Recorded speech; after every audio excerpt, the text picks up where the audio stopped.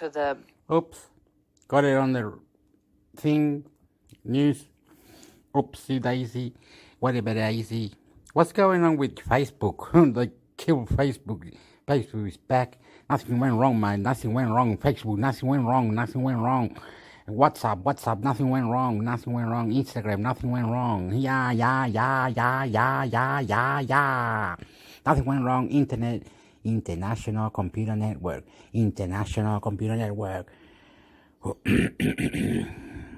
Please listen in carefully and reply. Please listen in carefully. Oops, because technology. Average developing country is basically underreporting repayment obligations to China by an equivalent of 6% of GDP. So this highlights a real critical transition. This is a longer-term transition that has taken place with China's foreign lending. So previously, China's lending was mostly directed to sovereign borrowers, such as central banks, but now nearly 3/4 or nearly 70% of China's foreign debt is issued across state-owned companies, state-owned banks, special purpose vehicles, and joint ventures, as well as private sector institutions. So remember that these are debts which do not appear on government balance sheets, but crucially, the researchers believe that the governments, i.e. taxpayers, would ultimately be on the hook if these debts were not repaid. That's the FT's Ed White.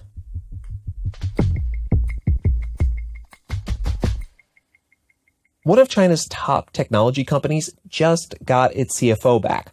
Huawei's Meng Wanzhou was detained in Canada for nearly 3 years. She was finally released this past week after the U.S. Department of Justice dropped its extradition request.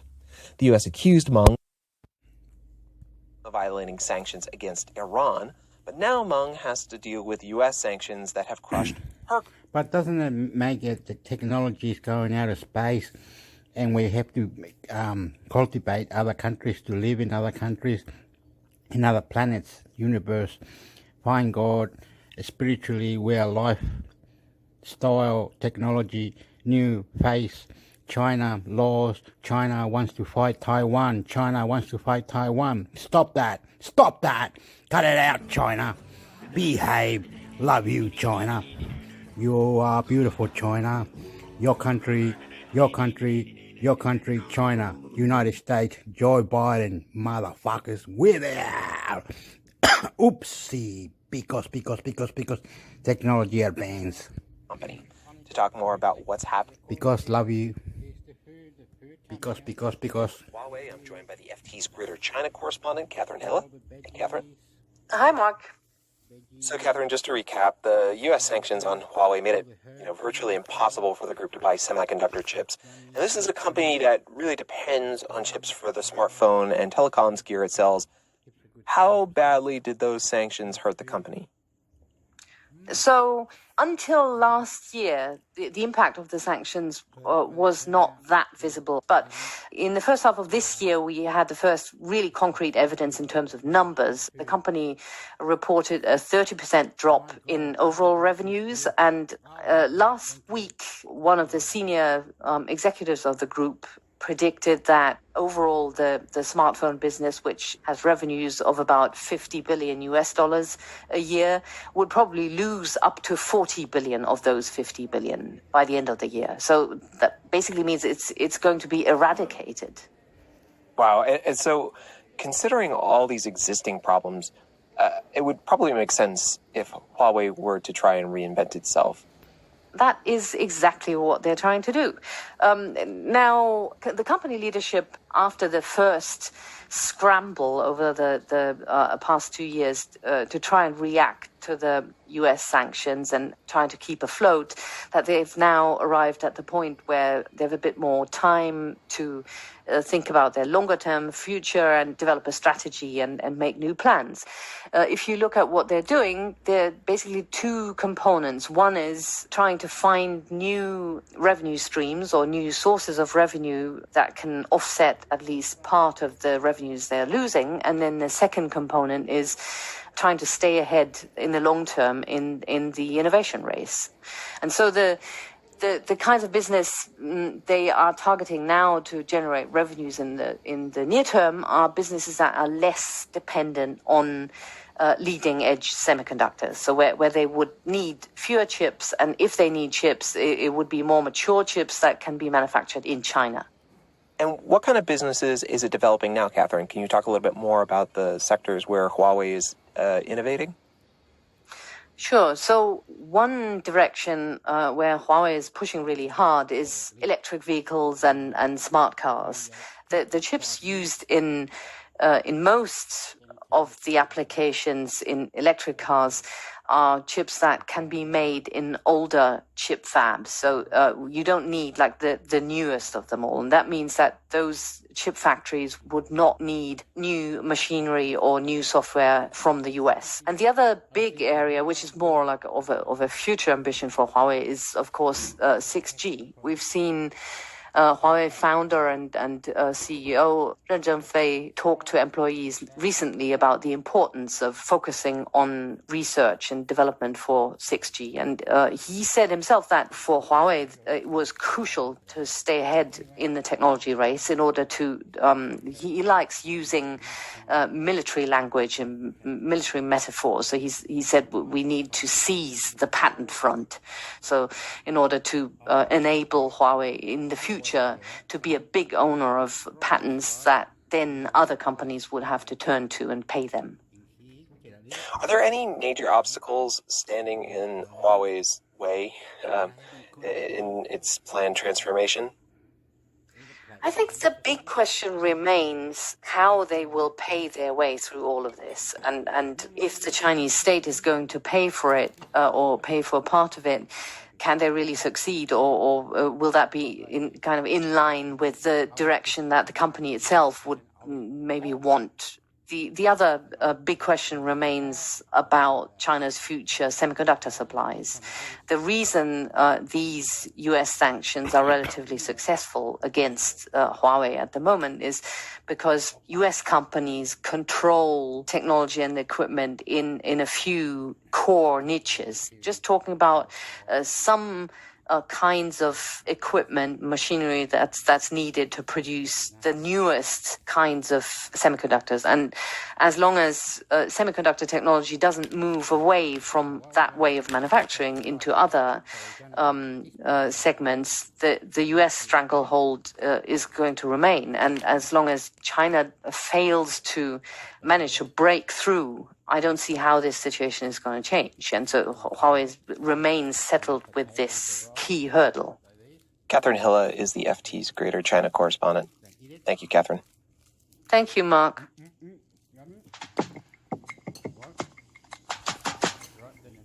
Japan will have a new prime minister to replace Yoshihide Suga, who announced his... I would like to say something, but I don't know if it's true or not. Whoa. Best days are behind it. 7 starts at $399 and joins the Apple Watch SE and Act. Garmin writes, quote, the new MacBook Pro didn't appear at Apple's second pair, the highest quality merino sheepskin, which is naturally moisture wicking, temperature regulating in the first month, plus free shipping on any crate line with code REST. Gift giver does, however, have the recipient's email address or phone number. Gift giver chooses the gift on his Amazon dollars last year from users, according to analytics firm Sensor Tower. Globally, customers spent a total of $45 billion on mobile games through the App Store in fiscal 2020. According to Sensor Tower, almost 31% of that money was spent in China, while 26% was in the U.S. Apple's cut came out to an estimated $13.5 billion, or 5% of Apple's overall sales that year of $275 billion. 50% of Apple's revenue came from hardware sales of iPhones. Apple doesn't break out revenue from the App Store. Instead, it includes the business as part of its services category, which it said generated $53.8 billion in sales last year. That category also includes music, iCloud, Apple TV, advertising, and extended warranties. It doesn't say how profitable each of its product categories is, but disclosing an overall company operating profit of $66.29 billion during the period, end quote.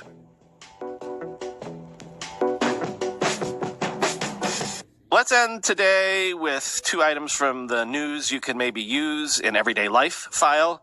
First up, Amazon says that Prime members can now send gifts with merely a phone number or email address, no physical address required. And this feature is rolling out to mobile users in the continental U.S. today. So maybe you'll want to use this to easily and quickly gift someone else this holiday season. But the bigger question might be, do you want someone else using this to gift something to you? Because, quoting The Verge, gift givers have to be Amazon Prime members. The program is limited to the continental U.S., and it can only be used on mobile devices for the time being. And even though Amazon has built in some safeguards, the gift giver never gets access to the recipient's mailing address. Oi, oi, oi. Growing older has its benefits. You know, it was interesting. I was talking to one of my colleagues earlier. I was just saying that Facebook is a monopoly. So is Instagram. WhatsApp is a monopoly too. So you could just look for other social medias, social websites, just like WhatsApp and others, like Facebook or Instagram. You don't have to be in there. There's many. Go search for it and look for Signal, which is like a WhatsApp, much better and everything. Many others. You know what I mean? Nothing happened. I was reading something about Facebook and everything. The whole market is a monopoly. So there's many websites, tips and tricks. Which website is the best to go to, like Facebook or YouTube or Instagram or WhatsApp, different other websites or other apps or other places. So join up, look for it in Google. I love you, Google. I love you, China. About it. I mean, after 5 minutes. I guess it can go back to its dock and exactly. recharge. And charge right back up. Aaron, what do you think? You know, it was interesting. I was talking to one of my colleagues earlier, and he was kind of commenting on the approach for how Amazon is, introducing this and rolling this out. Like today, we didn't learn a whole lot that we didn't already know, but he was sort of talking about this idea of Ring just needing to be sort of careful in how it puts this out there and kind of like testing the waters, engaging to see what response is. Because, when this was first introduced, there was like a bevy of, pieces that came out and folks just sort of expressing concerns about privacy. So it feels like there's a lot of kind of testing of the waters happening. Yeah, which is probably one of the reasons they're doing Invite.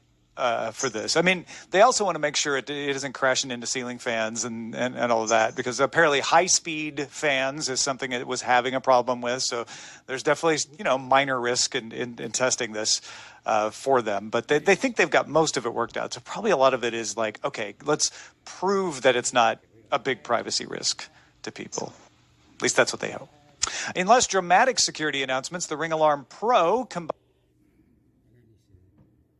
The Bloomberg Business Week podcast is brought to you by Interactive Brokers. Interactive Brokers charges. Amazon, for their part, says home security is that a lot of investors are asking themselves, including us. What do you think? Is it permanent or is it temporary?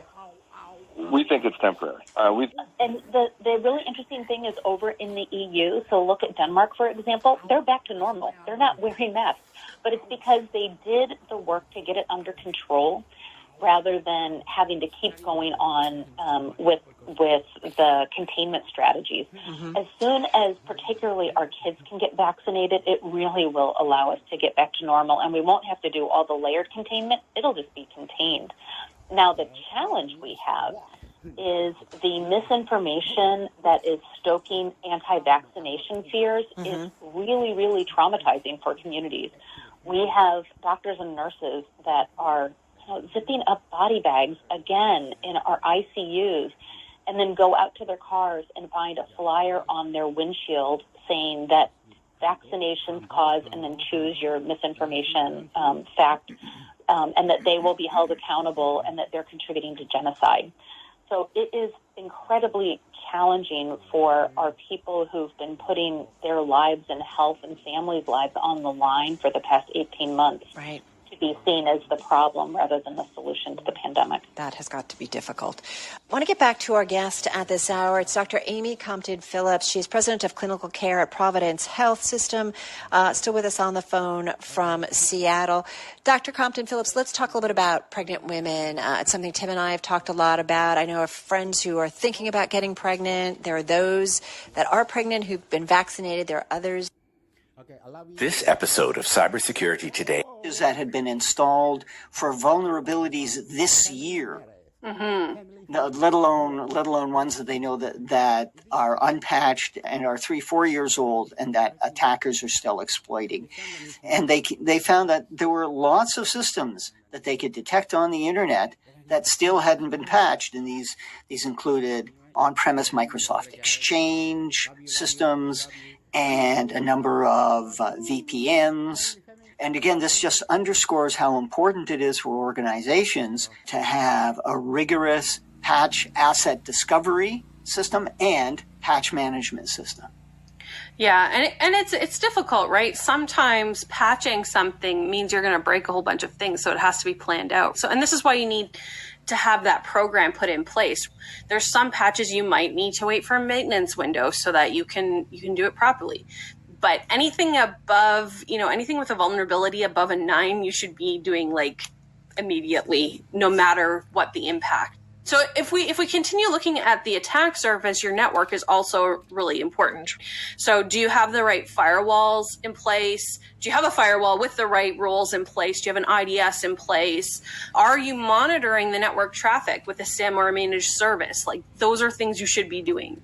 For endpoints, for any endpoint you have, and when we say endpoint, we mean like a laptop or a server, you should be running endpoint software. So recently, in the last few weeks, we had a client where our security team suggested that they get agents and Sysmon installed on all of their employee laptops. It's a recommendation we make, but not all companies will do it because, there's an effort to get them all installed. But this company did follow our guideline, and within a few hours of us installing the agent and Sysmon on their system, we got a malicious PowerShell alert. So it turns out that malware was present on the system and in a few other environments and was running all kinds of malicious scripts that you really can't find unless you have this endpoint software running, right? So the concierge team was able to get on the phone with a client and help them through stopping that attack entirely. But it just goes to show the importance of the endpoints, especially in a world where most people are working from home right now. They're not inside your network. They don't get protected by that. So the best way you can protect yourself then is to have agents running on their machines. Right. And so the next area that we want to look at is the cloud. So again, the cloud software is not inside your network. Office 365 is an example of that. So there's another recent issue that we had. So we recently were able to stop a business email compromise attack by monitoring the Office 365 logs for our clients. So we first noticed an issue when we got a login from a suspicious country for one of the company executives. So that. Okay, I'm going to stop it. That sounds like a cyber attack and everything like that, and business, people who are on business, high money and all that. You know what I mean? Okay, very good. So bear with me as we set the scene. So when you were a child, did you ever own a pair of spy glasses? They're spectacles with mirrors on the inside. And if I remember correctly, I think half the lens is taken up with the mirror so that you can look behind you and you can spy on somebody without you knowing. I did. I had those. They're quite cool. Yes, you could watch people behind you. We couldn't really. Yes, so they were always sold in the backs of comics.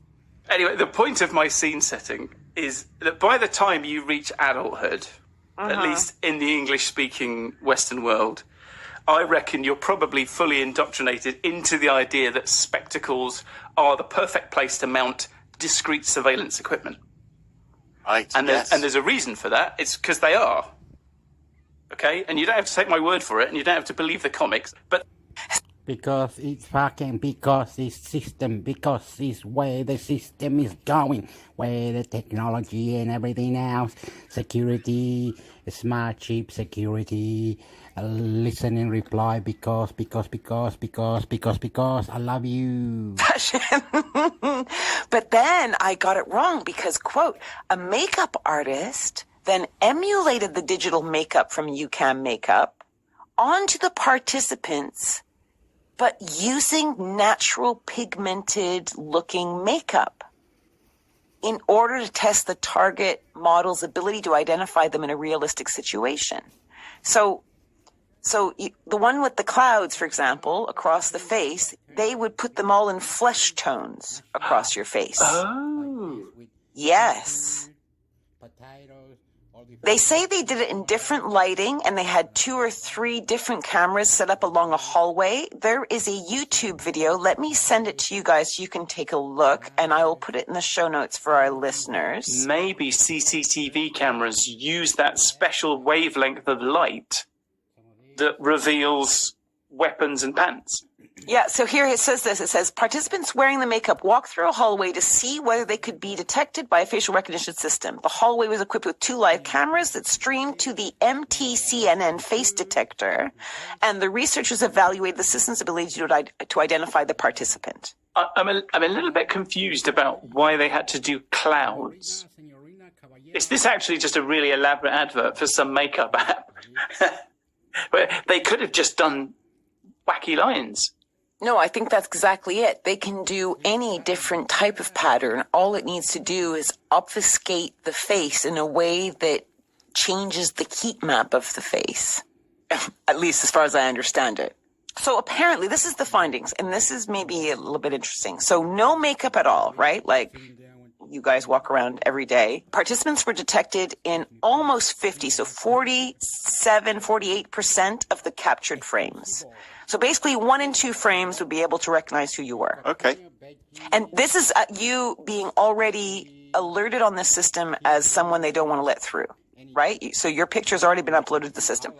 If they wore random makeup like many women do, it drops to only 1/3 of the frames, from about half to 1/3, just wearing random makeup. So just when you say random, do you mean like just normal patterns of lipstick? makeup? Yeah, I guess, yeah.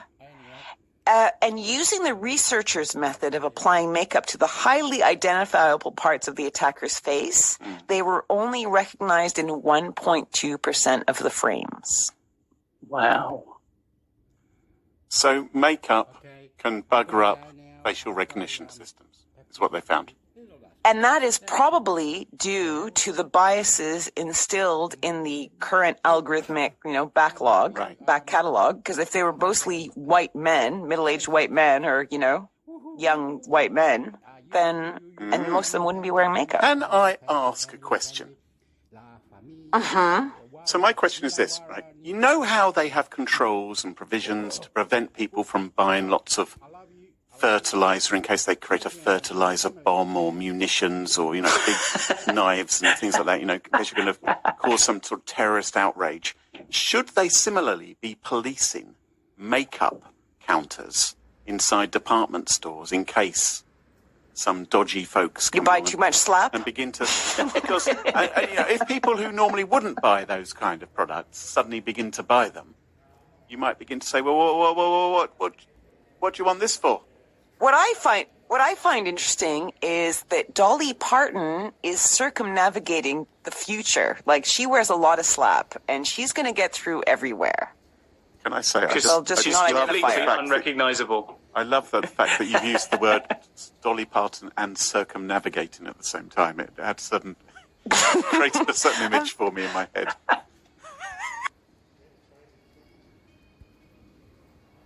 This Marketplace podcast security expert who's worked with the government and author of the book Cybersecurity for Dummies. He says money is one big issue. Replacing some of these systems can be quite expensive, and there is no visible benefit to taxpayers up front. So if an elected official, for example, has to decide where to dedicate $50 million, and the choice is, build new parks in several cities that people will enjoy and remember, versus replace a system that's working, but we know could lead to problems down the line, there is an incentive in our political system to do the former. In that recent Senate hearing, it focused on what existing tools the government has, and one of the panelists actually quoted Teddy Roosevelt and said, "Do what you can with what you have where you are." So, what does the government have? I mean, I can't list out every component of every system, but I do remember that just a few years ago they found that one of the systems used to manage nuclear materials was still using floppy disks, and I believe they were 8-inch floppy disks, which are the disks that existed before the 5 1/4, which were before the 3 1/2. So, an old generation of floppy disks, and we're talking about in the 2000 teens. So we are talking about some seriously outdated systems. That's some of the concern, and it should put things in perspective. Well, I'm thinking, too, in terms of solutions, like what can governments do here? I mean, the main hurdle is budget. Governments, especially as you move into, state and local, simply cannot afford to compete with resources, for resources. So that's one thing. The second thing is there needs to be a commitment. We've seen many government projects that take many, many years to complete. If you start designing a system now, it takes 7 or 8 years to implement it. By the time you've implemented it, it's outdated. These are projects that are going to need to move fast, and as soon as they're finished, are going to have to be maintained with an attitude of, always looking, is the current system good enough, or are there things we need to change? And I think that's an ongoing process. Are there also vendor relationships involved that are hard to quit? That can be the case. There sometimes are vendor relationships that may go back decades in terms of having a vendor that created a system and now supports it. In some cases, the vendors that created these systems don't even exist anymore. And that's the irony, that they're being supported by third parties or not even supported at all, or being supported only by internal resources. Because, the companies that supplied components or even the entire system have been gone from the scene for years or even decades. There may be relationships, but the reality is that it's time to build relationships with newer companies or with the same companies for newer products. Joseph Steinberg is a cybersecurity expert and author of the book Cyber. Whoa. Whoa, it's taking forever, this one.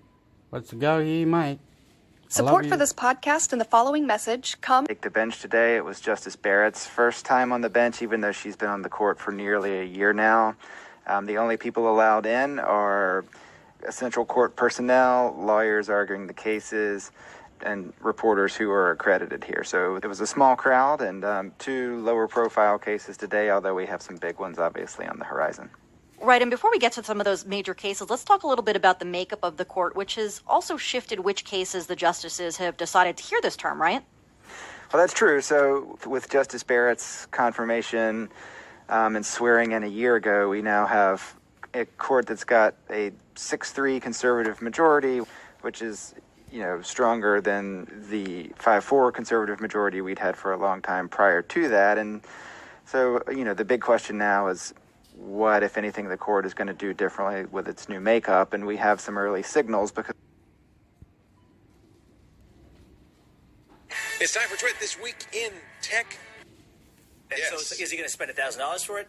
Probably not. And as long as the privacy kind of safeguards are there, but also he's not super concerned about that either. Actually, it's all just kind of neat Jetson stuff to him. I don't know. So I sort of agree. I think it's kind of fun that they're launching this, launch stuff, see what sticks. Maybe it launches, maybe it dies, and no one remembers it. 2 years from now. Okay, great. To me, that $1,000 does seem. And you know what? I won't guarantee, but I would be very surprised if that thing doesn't sell out even at $1,000, because there are enough.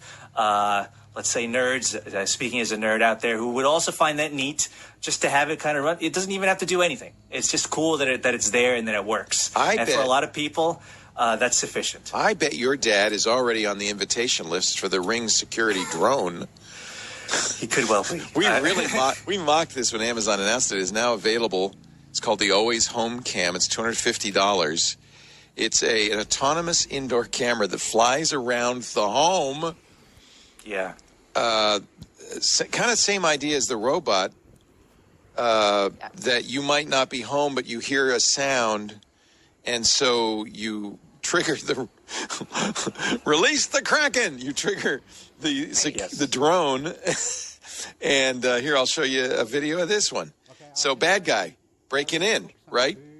All of a sudden, the Ring security drone says, "Hey, there's somebody in your house," and it tracks him, and he goes, "What the hell is that?"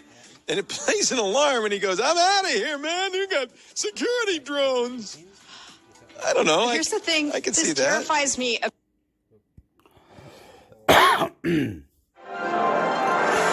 The most recent data from APRA. Opala. This one is this is my show. I do what I can do. I love you. University. We're gonna go university. We're gonna go money making. We're gonna do many good things. I love you because beautiful. In this case, the interest rate. I think the fact that they're looking at this shows that interest rates. He's a beautiful man, rich guy from Australia. Very nice, outback accent, Australian, beautiful, nice, beautiful boutique, nice hats, nice shoes, nice house, nice way to live, lifestyle. Please, Australia, love you. All calling together, listen and reply because too low. And of course, if their macro-prudential policies are successful and they crunch down on the availability of credit, you will find that the housing market does turn down and could turn down quite sharply. So look, I think they are going to do something next year because the fundamentals are so strong, and the RBA is committed to keeping rates low for an extended period. This is their only policy tool. But it all suggests that once this housing boom has run its course, whether that be in 12 months or in 2 years, there is a hangover likely. And I'm not confident that house prices are going to be able to sustain these kind of increases for much longer. You mentioned the RBA and its tool in terms of interest rates. The RBA says it doesn't have a role to play when it comes to house prices. What do you think is its role? Well, they think their role is just simply and squarely to get inflation to between 2 and 3%, their target that has now been in place since the early 1990s, 30 years now, almost. And, of course, in doing that, to get unemployment as low as possible. But the reality is house prices going up, equity markets going up. This is inflation, and this is all because of low interest rates. The fact that house prices are going up, whether it's in Burke or in Vaucluse, is a reflection of the fact that this is entirely being driven by low rates. And the fact that the RBA is not taking house prices into consideration, I think is going to lead to worse policy outcomes and the potential for more volatility in the economy. It all stems from one simple issue, and that's that their inflation target is too high and out of step with the global inflation trends and what they realistically can achieve. Warren Hogan there from Judo Bank. To the Australian share market now, which fell. The S&P ASX 200 down 1.1% at 7,196. It follows a pretty weak lead from Wall Street amid a wall of worries. For more, I spoke earlier with Stuart Roberts from Stocks Down Under. Stuart, there are a number of international forces at play hitting the market right now. Everything from the US, rising bond yields, inflation, China, COVID, global supply chains, the iron ore price. But what do you think is the key driver at the moment that has influenced trade today and over the past few days, given we've seen a fair bit of softness in the market? Very much interest rates.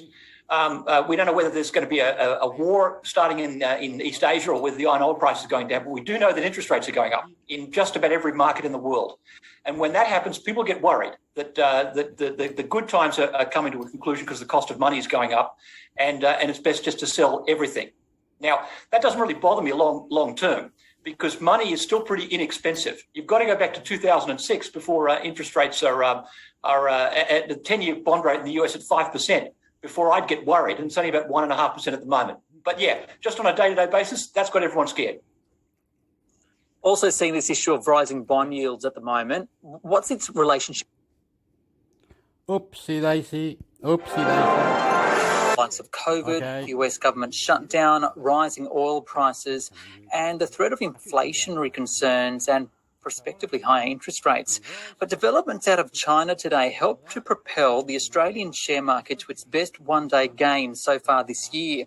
The S&P ASX 200 up 1.9%. For more, I spoke earlier with Alex Bacoulis from Harper Bernays.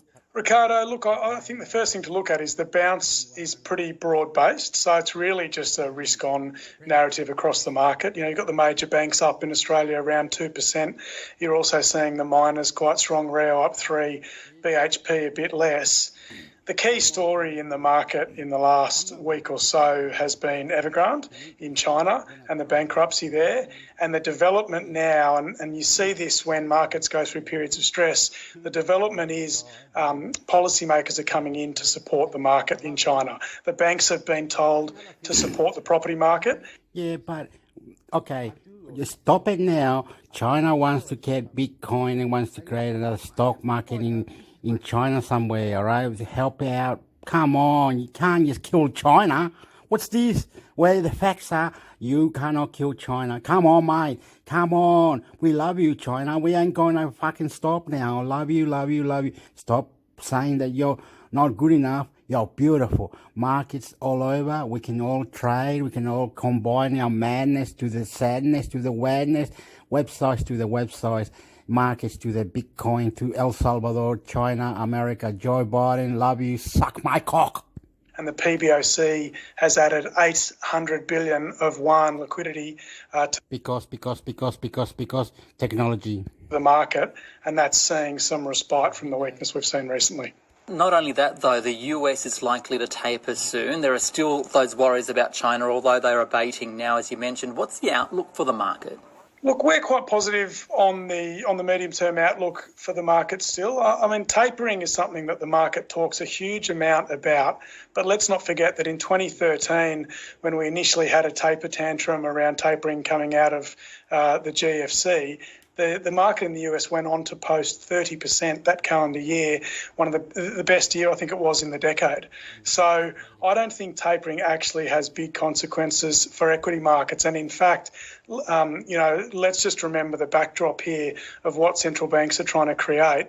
Central banks want higher inflation, they want a stronger economy, and they're only going to be tapering if they see that the economy is reaching what I like to call escape velocity, and that means it doesn't need the support of the boosters anymore, QE, and it can pull that back because the economy's running on its own feet. So I don't think it's something to be concerned about for the outlook, the broader outlook for equity markets, and we think valuations in the context of global interest rate environment that's still going to stay low, notwithstanding tapering, valuations for equities look reasonably attractive. Can we focus a bit on resources right now? The final budget outcome came out today. The Department of Industry is forecasting record resources and energy exports next year of around $349 billion, but iron ore is likely to decline. So how much pressure do you think this will put on the budget's future bottom line? While iron ore exports are forecast to decline by $20 billion from 153 down to 132 billion, that's more than being offset by a big increase in LNG exports, $30 billion the year just gone to 56 billion in the year to June 2022. That's being driven by higher oil prices that are already present in the market today and the tightness that you're seeing in global gas markets. And then on top of that, we've got increases in coal, both thermal and metallurgical coal exports being driven again by higher prices in the... Oops, I have to say something very nice. Okay, oops. Sorry, I've done a mistake or something. Error. Listen and reply. Australia. Beautiful people are nice, sexy. These are the rich people. These are the fantastic people. These are the people you will get your face red. This crazy person, I love you. Okay. Was signalling a few months ago. Does it suggest these moves by the RBA? This is the money program. My money. I'm red. I'm fucked. I love you, man. It's just fuck you, man. China. I love you. China. I love you. China. I love you. Facebook. Please reply. This is crazy. I am going nuts. I'm jealous. I love you, sexy. Money people, sexy money people. Australia. Customs and traditions. Money. Love you. Please reply because family sexy.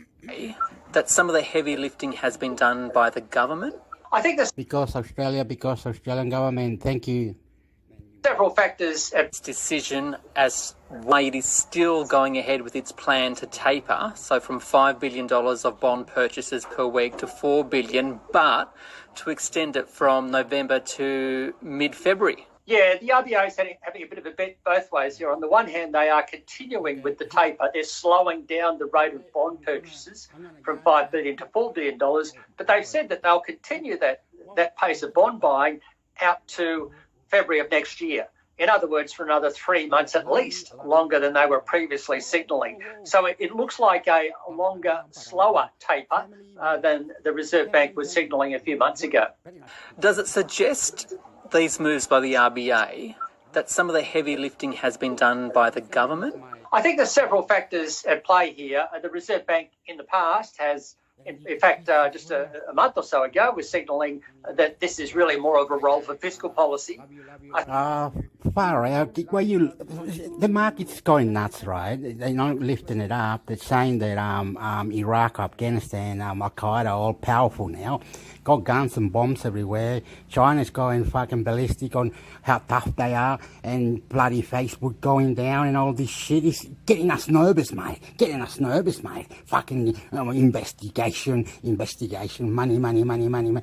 How the fuck do we know about technology? I love you, please. Because be nice.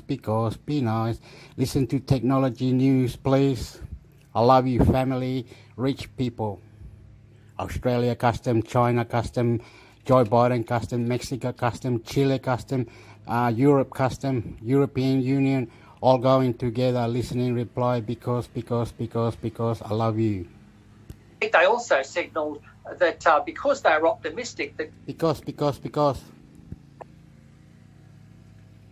Opala, what did I do?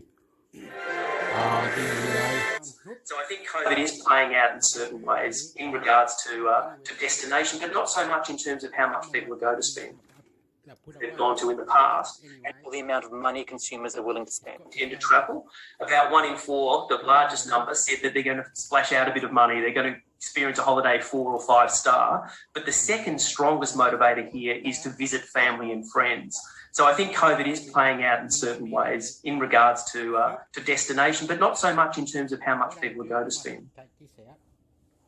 Dean Pearson there from to the Australian share market now, which fell. The S&P ASX 200 at 7,512.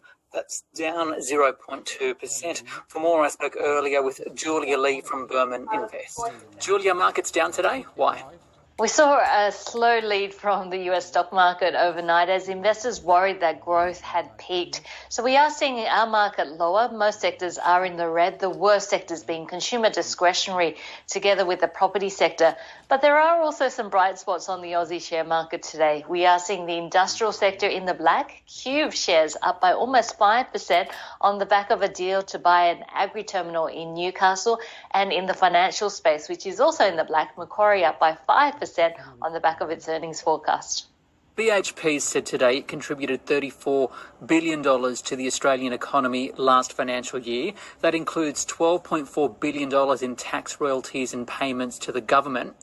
What's the importance of BHP to the economy?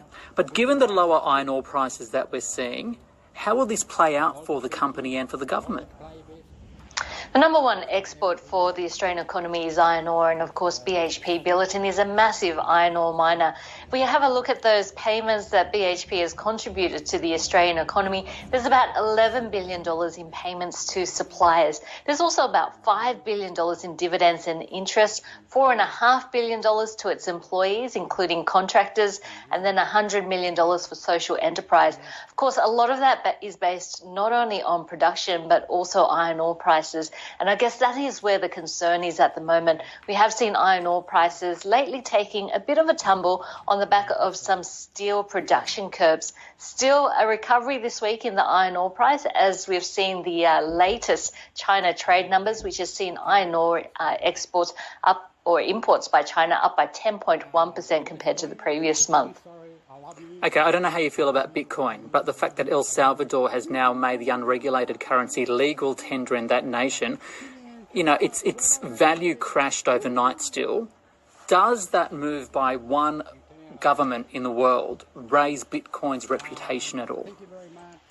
I guess it's great news for Bitcoin watchers that we are seeing a country adopting it as legal tender. However, it's all going to depend on how many of the population do adopt it into their wallets. So we'll be watching that very closely. When we have a look at legal tender, you want two things. One is adoption, and also the other is as a store of value. And with Bitcoin's price crashing as much as 17% overnight, there needs to be a bit more stability in its price, I think, until people are going to adopt it as legal tender. Julia Lee there from Berman Invest. This SBS On The Money podcast is provided for... Okay, I stopped it. I have to cut it out now, please. I've got to do things. Because opinion and reply, because opinion and reply. Be rich, be famous, be beautiful, champion it. Love me, love me, love me. Listen and reply. Opinion because section is family. To the Oops.